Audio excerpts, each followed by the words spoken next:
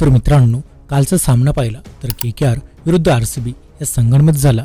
तर या सामन्यात KKRच्या हर्षित राणाने आपल्या चेंडूवर विराट कोहलीचा शानदार कॅच घेतल्यानंतर अपील केली. त्यानंतर अंपायरने विराट कोहलीला आऊट घोषित केलं. मग यामुळेच विराट कोहली अंपायरवर या डिसिजन नंतरून खूपच संतापलेला दिसला. तर मग अशात विराट कोहली खरंच आऊट होता का, हे प्रकरण नेमकं काय होतं आणि याबद्दल नेमका नियम काय, त्याबद्दल सविस्तर माहिती आपण या व्हिडिओत पाहणार आहोत. त्यामुळे हा व्हिडिओ तुम्ही शेवटपर्यंत नक्कीच पहा आणि जर चॅनेलवर नवीन असाल तर खाली लाल बटन दाबून आत्ताच चॅनेलला सबस्क्राईब करा. खरं तर IPL 2024 मधील 36वा सामना कोलकाता नाईट रायडर्स विरुद्ध रॉयल चॅलेंजर्स बँगलोर यांच्यामध्ये ईडन गार्डन्सवर खेळला गेला.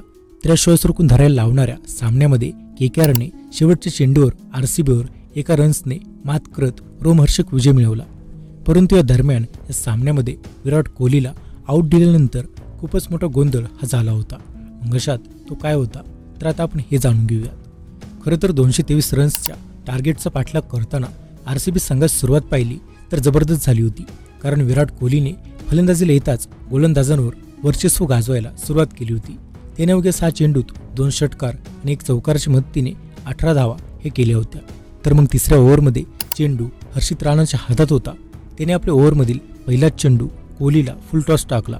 त्यामध्ये कोहलीने क्रीजमधून बाहेर येत राणाच्या फुल टॉस बॉलला मारण्याचा प्रयत्न केला, परंतु त्याने तो शॉट सरळ बॅटने खेळला आणि चेंडू उंच गेला आणि हर्षित राणाने त्याचा कॅच घेतला. तर मग यावरच अंपायरने त्याला आऊट घोषित केलं. त्यानंतरून पाहिलं तर विराट कोहलीने अंपायरशी वाद घातला, कारण त्याचे म्हणणे होते की चेंडू हा कमरेच्या वर होता, त्यामुळे त्याला नॉट आऊट हे द्यायला हवं होतं, परंतु अंपायरने आऊट दिले. तर मग अशात या संदर्भात नियम काय म्हणतो आपण याबद्दल बोललो. तर खरं तर IPL 2024 मध्ये नवीन हॉकाय बॉल ट्रॅकिंग टेक्नॉलॉजी वापरली जाते. त्यामध्ये खेळाडूंच्या कमरेची उंची आधीच मोजण्यात येते. मग अशा स्थितीत एखाद्या सामन्यादरम्यान जेव्हा गोलंदाज फुलटॉस बॉल करतो तेव्हा या नवीन टेक्नॉलॉजीद्वारे फलंदाजाच्या कमरेच्या उंचीनुसार चेंडू फुलटॉस आहे की नाही हे सांगितलं जातं. जर यात बॉल कमरेच्या उंचीपेक्षा जास्त वर असेल तर अंपायर त्याला नो बॉल घोषित करतो आणि जर बॉल कमरेच्या उंचीच्या खाली असेल तर तो बॉल असतो. त्यामध्ये फलंदाजाला क्रीजमध्ये असणे अनिवार्य आहे. त्यामुळेच इथे विराट कोहलीला नो बॉल घोषित केला असं काही म्हटलं जाते. परंतु विराट कोहलीच्या बाबतीत नेमकं काय घडलं आपण याबद्दल बोललो. तर विराट कोहलीच्या बाबतीत असं झालं की तो क्रीजच्या बाहेर गेला होता आणि जेव्हा बॉलचा त्याच्या बॅटशी संपर्क झाला तेव्हा चेंडू त्याच्या कमरेच्या वर होता. परंतु TV अंपायर मायकल गप यांना दिसले की विराट हा क्रीजच्या बाहेर आहे आणि जर तो क्रीजच्या आत राहिला असता तर चेंडू त्याच्या कमरेच्या खाली राहिला असता.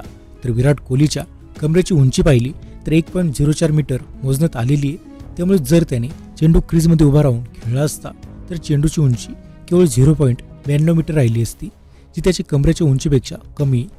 त्यामुळे चेंडू कमरेच्या वर असून सुद्धा थर्ड अंपायरने विराट कोहलीला आऊट दिले. परंतु या डिसिजन आणि नियमामुळे बरेचसे चाहते नाराज आहेत. तर मग अशात या नियमावर तुमचं काय मत आहे कमेंट करून नक्कीच सांगा. माहिती आवडल्यास व्हिडिओ लाईक करा. आणि मित्रांनो, याशिवाय सध्या पाहिलं तर आता IPL 2024 नंतरून T20 वर्ल्ड कप हा सुरू होणार आहे.